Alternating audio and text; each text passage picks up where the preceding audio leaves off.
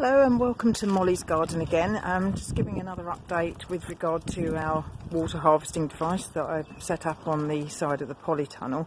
We had our first proper rain last night and the earlier part of today, and I'm really pleased with how much water we've got collected. There's lots in here. So the water is approximately up to about here on the bucket. This is a 5-gallon bucket.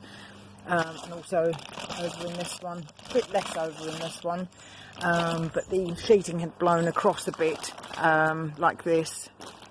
We had tried to put the paracord across over the side of the hoop to keep this apart more, and what had happened, this had blown and the spout part had come out of the bucket, so we need to make an adjustment to that. But yeah, that's really good. Quite a lot of water there.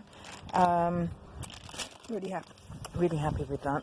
Something else I've got coming, I've bought another piece of this sheeting which I intend to fix up the same way with the paracord fixed down over the other side, but make a pocket out of it on its long side and have it fixed up over this side. And I've bought some shed guttering. It's a shed guttering kit from a DIY store, Wicks if you're in the UK, and it was currently on a special offer for just £25, which was really good.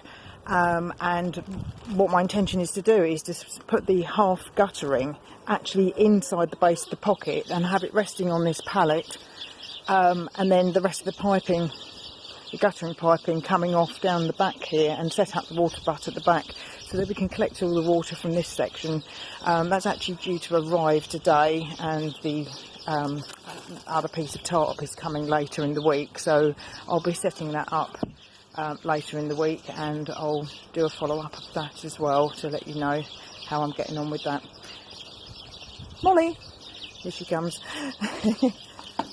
Good girl, good girl. Good girl. Anyway, thank you for watching. I hope this update's been helpful. Thanks, bye.